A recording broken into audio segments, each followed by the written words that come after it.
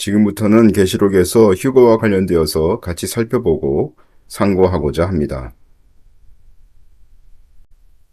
계시록 11장 1절 또 내게 지팡이 같은 갈대를 주며 말하기를 일어나서 하나님의 성전과 제단과 그 안에서 경배하는 자들을 청량하되.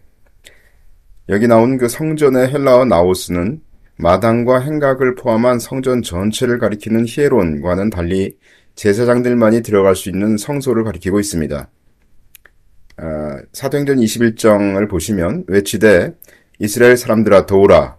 이 사람은 각처에서 우리 백성과 율법과 이곳을 회방하여 모든 사람을 가르치는 그 자인데 또 헬라인을 데리고 성전에 들어가서 이 거룩한 곳을 더럽게 하였다 하니 이는 저희가 전에 에베소 사람 드로비모가 바울과 함께 성내에 있음을 보고 바울이 저를 성전에 데리고 들어간 줄로 생각함이로라. 이렇게 되어 있는데요.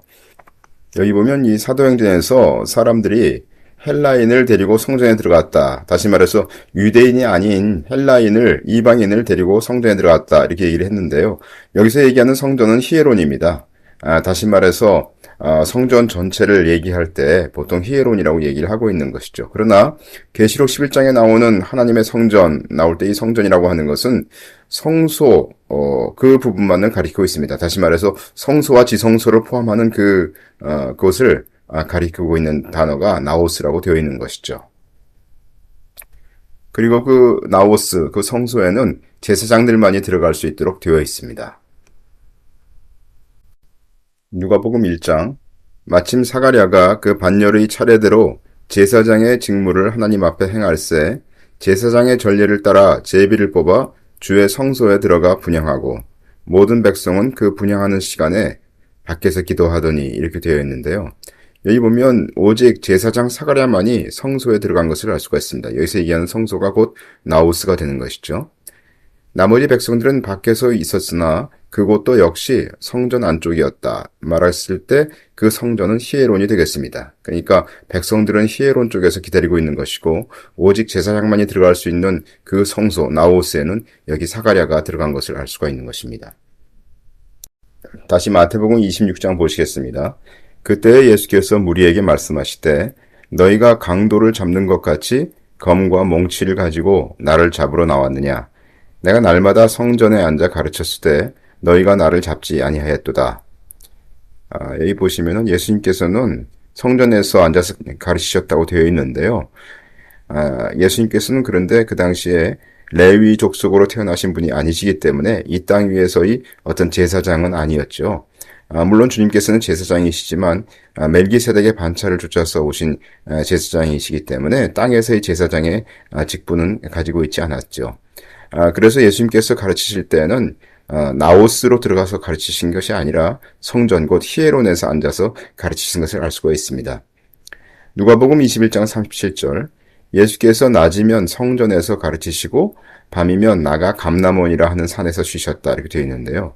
여기 성전에서 가르치셨다 했을 때 그것이 히에론이 되겠습니다. 요한복음 8장 이 말씀은 성전에서 가르치실 때 연보교회 앞에서 하셨으나 잡는 사람이 없으니 이는 그의 때가 아직 이르지 아니하였음이로라. 여기서도 예수님께서 가르치신 장소가 히에론인 것을 알 수가 있습니다. 예수님의 지상에서의 생애에서는 성소에 들어가신 적이 없었음을 우리가 알 수가 있는 것이죠. 여기 보시면 예수님 당시의 헤롯 성전에 대해서 개략적으로 되어 있는데요. 맨 바깥에서부터 한번 보시겠습니다. 맨 바깥에는 그 젠타일스 코트 이래가지고 이방인의 뜰이 있죠. 그리고 그 이제 안쪽으로 보시면은 노랗게 이제 이렇게 담이 쳐져 있는 그 부분을 볼 수가 있는데 그 담이 쳐져 있는 곳의 그 밑에 쪽을 보시면 여기가 이제 동쪽이 되겠습니다. 동쪽 밑에 쪽을 보시면은 여자의 뜰이라고 하는 곳이 있고요. 코트 오브 위멘. 그리고 이제 그 위쪽으로 보시면은 위쪽에 그 상단 쪽에 맨 바깥쪽에 코트 오브 이스라엘 이렇게 돼 있죠. 이스라엘의 뜰 또는 유대인의 뜰이라고 하는 곳이 있습니다.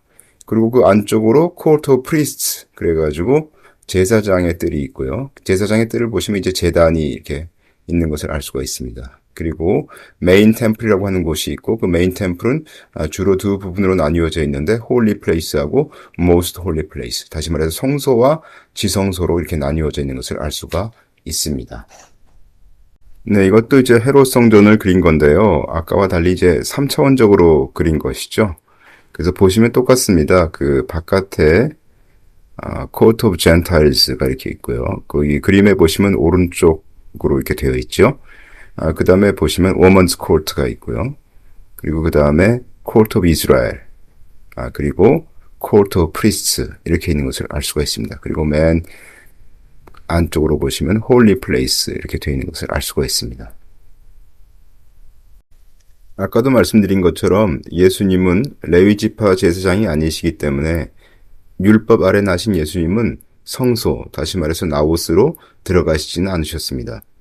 갈라디아서 4장, 때가 참에 하나님이 그 아들을 보내사 여자에게서 나게 하시고 율법 아래 나게 하신 것은 율법 아래 있는 자들을 속량이란 말은 redeem, 영어로 하면 redeem이고요. 값을 지불하여서 자유케 한다 이런 뜻이죠. 율법 아래 있는 자들을 속량하시고 우리로 아들의 명분을 얻게 하려 하심이라. 주님은 단지 사람으로 오신 것이 아니라 하나님의 율법을 지킬 의무를 가진 유대인으로 오셨다는 것이죠. 그리스도께서는 그의 삶 속에서 율법의 요구를 만족시키시고 죽음으로 율법의 진노를 짊어지셨다고 되어 있습니다. 우리로 아들의 명분을 얻게 하려 하심이라 이렇게 되어 있는데요. 아들의 명분에 해당하는 헬라어 휘오세시아, 이것은 양자됨이라는 뜻으로서 신약 성경에서 바울만이 사용하고 있습니다.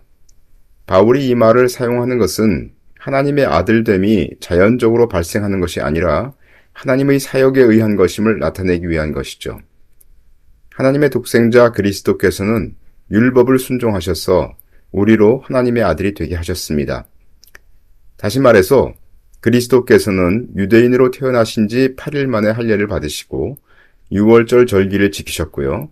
그 밖에 모세 율법을 지키면서 자라나셨습니다. 그리하여 율법의 속박 아래 있는 자들을 속량하시고 하나님이 그들을 아들로서 받아들일 수 있는 근거를 주고자 십자가에서 죽으셨다는 거죠. 다시 말해서 예수 그리스도께서 율법 아래 나셨기 때문에 우리가 더 이상 율법 아래 있을 필요가 없다는 것을 분명하게 성경은 얘기하고 있습니다. 만약 예수님께서 율법을 조금이라도 범했거나 죄인으로 드러나셨다면 그러면 주님께서는 우리를 위해서 십자가에서 죽으실 수가 없는 것이고 우리는 여전히 율법의 속박 아래 있을 것입니다. 그리고 우리는 저주를 받고 지옥을 갈 수밖에 없게 되겠죠. 그러나 주님께서는 율법 아래 나셔서 율법을 모두 성취하시고 그랬기 때문에 주님께서 십자가에서 우리 죄를 위해서 죽으셨을 때 우리는 더 이상 율법 아래 있지 아니하고 성령을 쫓아서 자유한 삶을 누릴 수 있는 자가 되었다고 성경은 얘기하고 있는 것입니다. 계시록 11장, 또 내게 지팡이 같은 갈대를 주며 말하기를 일어나서 하나님의 성전과 제단, 여기서 제단이라고 하는 것은 올타인데요. 이것은 단이라고 우리가 얘기하는 것이 좋겠습니다. 나중에 보겠지만 이것은 향단을 얘기하고 있는 것입니다. 그리고 그 성전 안에서 경배하는 자들을 청량하되 이렇게 되어 있는데요. 성전 안에 사람들을 청량하는 것이기 때문에 여기서의 단은 향단을 말한다라고 우리가 볼 수가 있고요. 희생동물을 잡는 제단은 사실은 성전 밖에 있는 것이죠. 우리가 얘기하는 여기 성전이라고 하는 것은 나오스를 얘기하고 있는 것이기 때문에요. 또 성전, 나오스 여기에는 오직 제사장만 들어갈 수 있습니다. 따라서 여기서 우리는 다시 한번 모든 그리스도인은 하나님의 제사장임을 알 수가 있습니다. 이 말은 무슨 말씀이냐 하면요. 하나님께서 하나님의 성전과 제단과 그 성전 안에서 경배하는 자들이 있다고 말씀하시는데 누가 경배를 할까요? 성전 안에 들어갈 수 있는 사람은 제사장인데 여기는 지금 신약시대니까 신약시대의 제사장은 누구냐 이거죠. 다시 말해서 신약시대에 하나님을 직접 경배할 수 있는 그와 같은 자들은 바로 그리스도를 믿은 우리 모두가 그렇게 할 수 있다고 신약성경이 얘기하고 있다는 것입니다. 따라서 우리는 모두 다 누구나 빠짐없이 하나님의 제사장임을 알 수가 있는 것이죠. 베드로전서 2장, 너희도 산돌같이 신령한 집으로 지어지고 예수 그리스도로 말미암아 하나님이 기쁘게 받으실 신령한 제사를 드릴 거룩한 제사장이 될지니라. 2장 9절, 오직 너희는 택하신 족속이요 왕같은 제사장들이요 거룩한 나라요 그의 소유된 백성이니 이는 너희를 어두운 데서 불러내어 그의 기이한 빛에 들어가게 하신 자의 아름다운 덕을 선전하게 하려 하심이라. 그래서 베드로전서 2장에 보시면 이게 예수 그리스도를 믿는 모든 자는 제사장이다. 소위 우리가 얘기하는 만인 제사장설, 그런 것이 이제 근거가 되는 말씀이 여기 있는 것이죠. 계시록 1장, 그 아버지 하나님을 위하여 우리를 나라와 제사장으로 삼으신 그에게 영광과 능력이 세세토록 있기를 원하노라. 아멘. 계시록 5장에도 저희로 우리 하나님 앞에서 나라와 제사장을 삼으셨으니 저희가 땅에서 왕노로 타리로다 하더라. 이렇게 되어 있습니다. 다시 말해서 신약 성경은 아주 분명하게 예수 믿는 누구나 다 하나님 앞에서 제사장이다. 그래서 하나님 앞에 제사를 드릴 수 있다라고 얘기를 하고 있습니다. 또 계시록 20장을 보시면 이 첫째 부활에 참여하는 자들은 복이 있고 거룩하도다. 둘째 사망이 그들을 다스리는 권세가 없고 도리어 그들이 하나님과 그리스도의 제사장이 되어 1000년 동안 그리스도로 더불어 왕노로 타리라. 이렇게 되어 있습니다. 그래서 계시록 곳곳에도 우리가 하나님의 또 그리스도의 제사장인 것을 성경이 얘기하고 있는 것이죠. 실로 하나님께서는 그리스도의 희생을 통하여 제사장 무리를 일으키시기를 원하셨다 하는 것을 우리가 알 수가 있고요. 하나님의 마음에는 다시 말해서 성직자와 평신도의 개념이 없다는 겁니다. 어떤 자는 직업적으로 하나님 앞에 이렇게 서가지고 무슨 봉사를 하고, 어떤 자는 이 세상 일을 하면서 하나님을 섬기는 그런 개념 자체가 신약 성경에는 없다는 거죠. 하나님 앞에서 참된 제사를 드리는 그리스도인은 휴거될 것이다 라고 하는 것이 우리 좀 전에 보셨던 계시록 11장 1절의 메시지다라고 우리가 얘기할 수 있겠습니다. 조금 더 첨언을 한다면요, 다시 말해서 우리가 세상 일을 하지만 그 세상 일을 주님을 섬기듯이 하는 것이고, 그것이 결국은 주님을 봉사하고 섬기는 주님의 일인 것을 우리가 그렇게 성경은 말하고 있다고 보고 있습니다. 자, 그러면 신약 시대의 모든 그리스도인들이 제사장이라고 하였는데요. 제사장이라고 한다면 어떤 제물이 있어야 되지 않겠습니까? 하나님께 바칠. 그럼 무엇을 우리가 바치겠는가 하는 것에 대해서 신약 성경이 얘기하고 있다는 것이죠. 로마서 12장, 그러므로 형제들아 내가 하나님의 모든 자비하심으로 너희를 권하노니 너희 몸을 하나님이 기뻐하시는 거룩한 산 제사로 드리라. 이는 너희의 드릴 영적 예배니라. 여기서는 이제 우리 몸을, 다시 말해서 우리가 주님께 순종하면 우리 몸이 죄악을 범하는 것이 아니라 하나님께 영광을 돌리는 그와 같은 일을 행하는 것이 되는 것이고, 그것이 곧 하나님께서 기쁘시게 받을 거룩한 산 제사이다 라고 얘기를 하고 있는 것이죠. 로마서 15장, 이 은혜는 곧 나라고 하는 자는 이제 여기서 바울 사도님이시죠. 나로 이방인을 위하여 그리스도 예수의 일꾼이 되어 하나님의 복음의 제사장 직무를 하게 하사 이방인을 제물로 드리는 그것이 성령 안에서 거룩하게 되어 받으심직하게 하려 하심이라. 여기 그 이방인을 제물로 드린다 그러지 않았습니까? 다시 말해서 이방인을 예수 그리스도를 믿게 하여서 그들이 참 그리스도와 함께 십자가에서 못 박혀짐을 알고, 그리고 주님의 새 사람이 되어서 하나님 앞에서 제물로 드려지는, 그래서 자신을 위해 살지 아니하고 주님을 위해 사는 그 같은 자들이 일어나게 하는 그 일을 바로 바울이 이 제사를 드리는 것으로 표현을 하고 있습니다. 히브리서 13장, 이러므로 우리가 예수로 말미암아 항상 찬미의 제사를 하나님께 드리자. 이는 그 이름을 증거하는 입술의 열매니라. 여기도 보시면 이제 입술로 제사를 드리는 것이 있다고 합니다. 그것은 찬미하는 것인데, 찬미라고 하는 것은 결국 무엇입니까? 나를 높이는 것이 아니라 주님을 높이는 그런 것이 아니겠습니까? 내가 십자가에서 죽고 그리스도와 함께 부활한 것 같은 자로서 주님 앞에 순종하는 것 같은 것이 바로 입술로 표현될 때 그것이 찬미의 제사다라고 말씀하시고 있는 것 같습니다. 또 16절에 오직 선을 행함과 서로 나눠주기를 잊지 말라. 이 같은 제사는 하나님이 기뻐하시느니라. 그래서 여기 선을 행하는 것하고 서로 나눠주는 것, 이와 같은 것들에 대해서 성경은 권면을 하고 있습니다. 정리를 하자면요, 그리스도인의 제사는 주님의 성령을 좇아서 순종하고 주님의 복음을 전파하여 사람들이 구원받도록 하여 그들 또한 하나님께서 받으심직하게 하고, 또한 입술로와 행위로 하나님을 찬양하며 선을 행하고 서로 돕고 삶을 나누는 것이다 라고 우리가 말할 수 있겠습니다.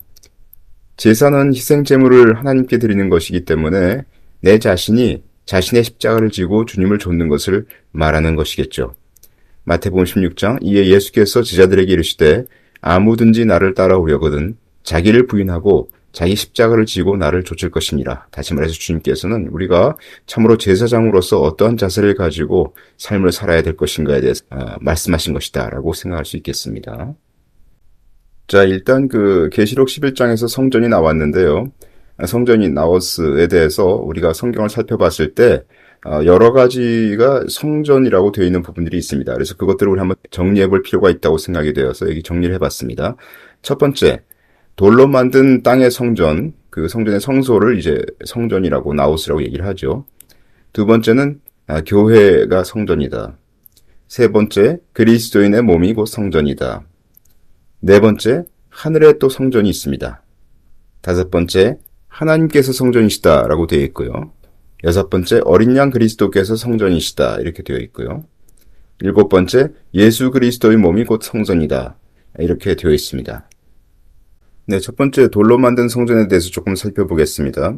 요한복음 2장, 유대인의 유월절이 가까운지라 예수께서 예루살렘으로 올라가셨더니 성전 안에서 소와 양과 비둘기 파는 사람들과 돈 바꾸는 사람들이 앉은 것을 보시고 노끈으로 채찍을 만드사 양이나 소를 다 성전에서 내어 쫓으시고 돈 바꾸는 사람들의 돈을 쏟으시며 상을 엎으시고 이렇게 되어 있는데요. 여기는 전부 이제 보면 제사장 아닌 사람들에 대해서 나와 있으니까 이들은 이제 성전 나우스에 있는 것이 아니라 히에론에 있는 그런 자들을 얘기하고 있는 것이죠. 20절 유대인들이 가로되 이 성전은 46년 동안의 지었건을 네가 3일 동안에 일으키겠느냐 하더라. 여기 보면 이제 이 성전은 예수님의 육체된 그 성전을 말하고 있는 부분인데요. 하여튼 유대인들이 얘기할 때는 예수님의 육체로 생각하지 못하고 이 돌로 만든 그 성전, 다시 말해서 성소지성소를 얘기하는 나우스를 가리켜서 얘기를 했던 그 부분입니다. 마태복음 27장 때 예수를 판 유다가 그의 정죄됨을 보고 스스로 뉘우쳐 그 은 30을 대제사장들과 장로들에게 도로 갖다 주며 가로되 내가 무죄한 피를 팔고 죄를 범하였도다 하니 저희가 가로되 그것이 우리에게 무슨 상관이 있느냐 네가 당하라 하거늘 유다가 은을 성소에 던져놓고 물러가서 스스로 목매어 죽은지라. 여기 보면 이제 유다가 예수님의 값에 대해서 성소에 은 30을 던져놓은 곳은 바로 나오스로 이렇게 표현되어 있습니다. 유다는 심각한 양심의 가책을 받아 어떻게든 자신의 실수를 만회할 양으로 율법의 규례를 무시한 채 성소 뜰로 뛰어들어 열린 성전문으로 은 30이 든 주머니를 던져 넣었을 것이다 라고 주석에 되어 있습니다. 다음엔 그 교회에 대해서 한번 알아보겠습니다. 고린도전서 3장 16절 너희가 하나님의 성전인 것과 하나님의 성령이 너희 안에 거하시는 것을 알지 못하느뇨. 하나님의 성령이 거하는 그 하나님의 구속받은 백성은 개인적으로나 집합적으로 하나님의 성전이라고 불려질 수가 있습니다. 성도가 하나님의 영적 성전이라는 근거는 성령의 내주하심에 있는 것이죠. 구약시대에는 이스라엘 백성들의 성막이나 성전의 지성소에 쉐키나라는 것은 여호와의 가시적인 임재를 말하고 있죠. 하나님의 임재가 나타나고 하나님의 영광이 임재하였지만은 이제는 예수께서 보내신 성령이 성도들 개인과 교회 공동체 안에 함께 임재하신다라고 주석에 되어 있습니다. 고린도전서 3장 16절을 조금 다시 보시면은요, 이 헬라어를 보시면 이게 너희가 하나님의 성전인 것과 이렇게 되어 있는데요. 우리나라 말에도 너희 이렇게 되어 있으니까 복수죠. 근데 너희가 콜렉티블리, 너희가 집단적으로 하나님의 성전이다. 성전이란 말은 여기서 단수 아닙니까? 그러니까 복수적으로 우리 여럿이 모여서 하나의 성전을 이루고 있다. 이런 뜻이 되는 것입니다. 성경은 기독교 공동체 전체를 하나의 통일된 유기체로 보았다라고 되어 있고요. 에베소 2장 너희도 성령 안에서 하나님의 거하실 처소가 되기 위하여 예수 안에서 함께 지어져 가느니라. 본절의 처소는 예루살렘 성전이나 하늘 처소를 가리키는 것이 아니라 이방 그리스도인들도 참여하는 전체 교회를 가리킨다라고 되어 있고요. 함께 지어져 가느니라에 해당하는 헬라어 수노이코 도메이세 이거는 또한 현재 시상으로서 처소가 계속 지어져 가고 있음을 나타낸다라고 되어 있습니다. 교회는 그의 몸이므로 성전입니다. 에베소 1장 교회는 그의 몸이니 만물 안에서 만물을 충만케 하시는 자의 충만이니라. 에베소 2장 그의 안에서 건물마다 서로 연결하여 주 안에서 성전이 되어간다 이런 표현이 있습니다. 여기서 말하는 교회는 건물을 말하는 것이 아니라 그리스도를 믿은 사람들을 말하고 있는 것이죠. 고린도전서 1장 2절 고린도에 있는 하나님의 교회 여기 보면 그 교회에 대한 정의가 나와 있습니다. 교회 곧 그리스도 예수 안에서 거룩하여지고 성도라 부르심을 입은 자들이라고 되어 있죠. 또 각처에서 우리의 주, 곧 저희와 우리의 주 되신 예수 그리스도 이름을 부르는 모든 자들에게 이렇게 되어 있습니다.